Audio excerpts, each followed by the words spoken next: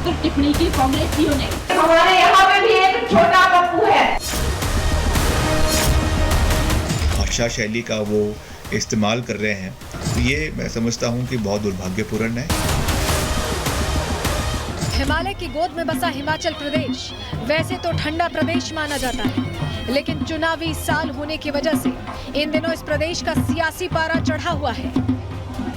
BJP ने जब से मंडी सीट पर कंगना रनौत को प्रत्याशी बनाया है, तभी से कांग्रेस ने अपमान वाली सियासत शुरू कर दी।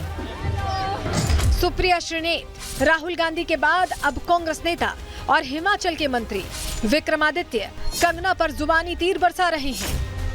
कंगना और विक्रमादित्य की ये जुबानी जंग बीफ से शुरू हुई और अब पप्पू तक आ पहुंची है। दरअसल ये पूरा विवाद हिमाचल सरकार के मंत्री विक्रमादित्य की एक सोशल मीडिया पोस्ट से शुरू हुआ, जिसमें उन्होंने लिखा कि हिमाचल की पवित्र भूमि पर गौमांस खाने वाले का चुनाव लड़ना अच्छा नहीं है।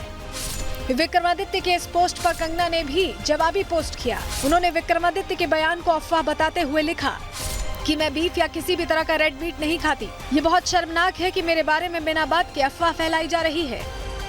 सोशल मीडिया पर शुरू हुई जंग अब जुबानी हो चली है। कंगना के पोस्ट पर जवाब देते हुए जब मंत्री विक्रमादित्य ने उन्हें पलटू राम बताया, तो कंगना ने बिना नाम लिए तीखा प्रहार किया।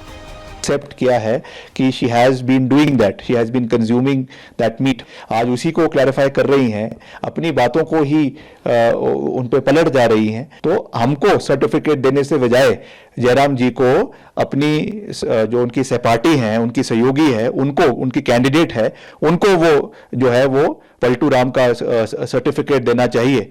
लेकिन हमारे यहाँ पे भी एक छोटा पप्पू है, वो कहता है कि मैं गौमांस खाती हूँ और उसके पास एक वीडियो है, तो वो वीडियो दिखाता क्यों नहीं है? झूठा और एक नंबर का पलटूबाज है ये छोटा पप्पू। एनडीए इस बार 400 का लक्ष्य लेकर आगे बढ़ रही है। पीएम मोदी की विकास की गारंटी को जनता का सपोर्ट भी मिल रहा है। ऐसे में विपक्ष की बौखलाहट विवादित बयानों के तौर पर बाहर आ रही है। पहले विक्रमादित्य ने कंगना को अपनी बयानबाजी से उकसाया।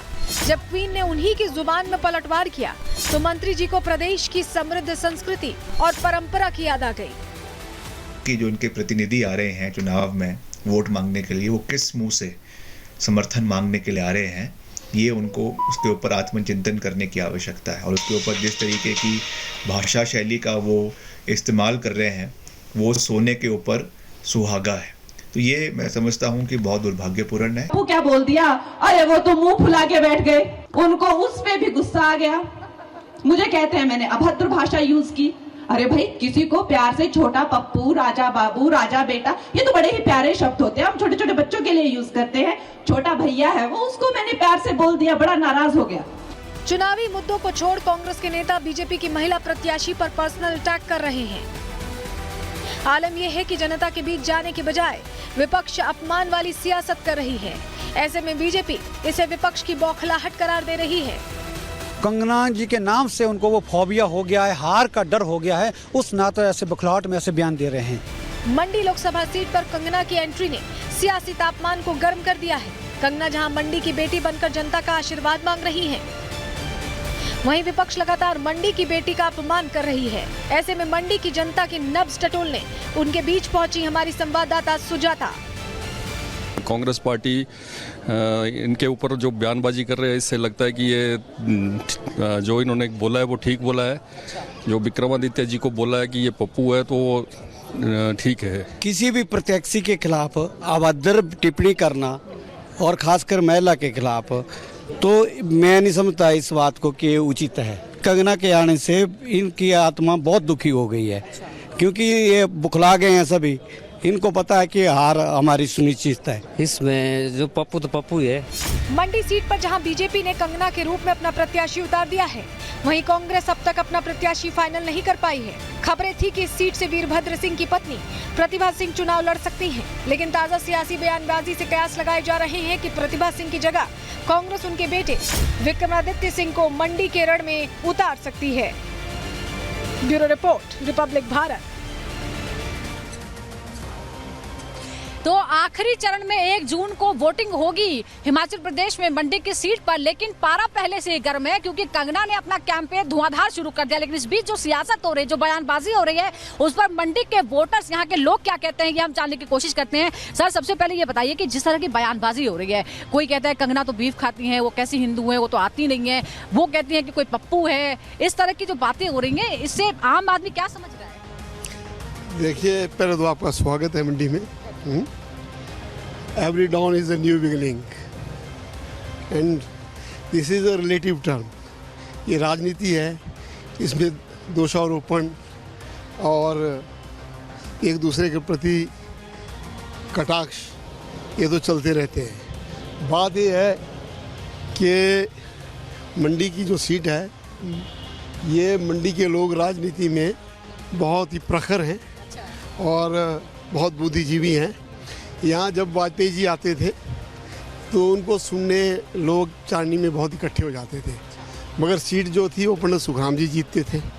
जो मंडी का वोटर है, मंडी का वोटर बहुत समझदार है। बहुत अच्छी बात आपने कही है कि ये बयानबाजी और सियासत जो मर्जी कर ले, लेकिन वोटर बहुत समझदार है और सूझबूझ करके वोट देगा, तोल मोल करके वोट देगा। तो ये मंडी से हमने रिपोर्ट आपको दिखाई, लेकिन यूपी के बस्ती में क्या चल रहा है, सृष्टि पांडे के पास चलते हैं और जानते हैं। सृष्टि, ओवर टू यू।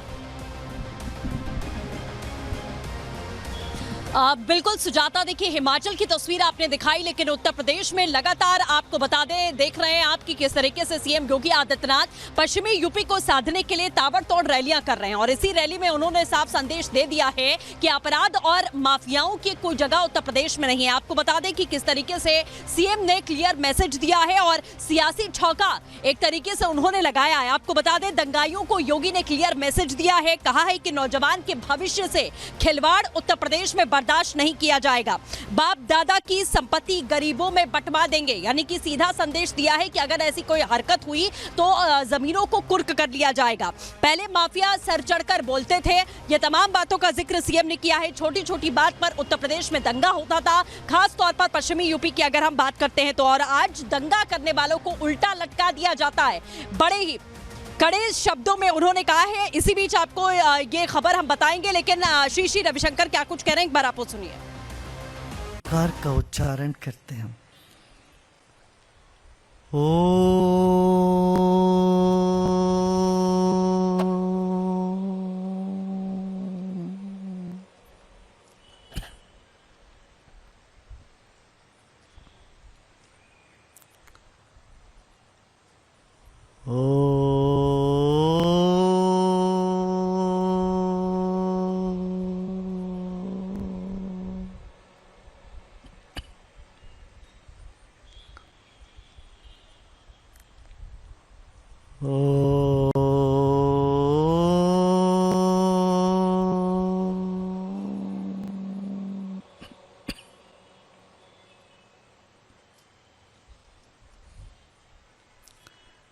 कंधों को ढीला छोड़ दे,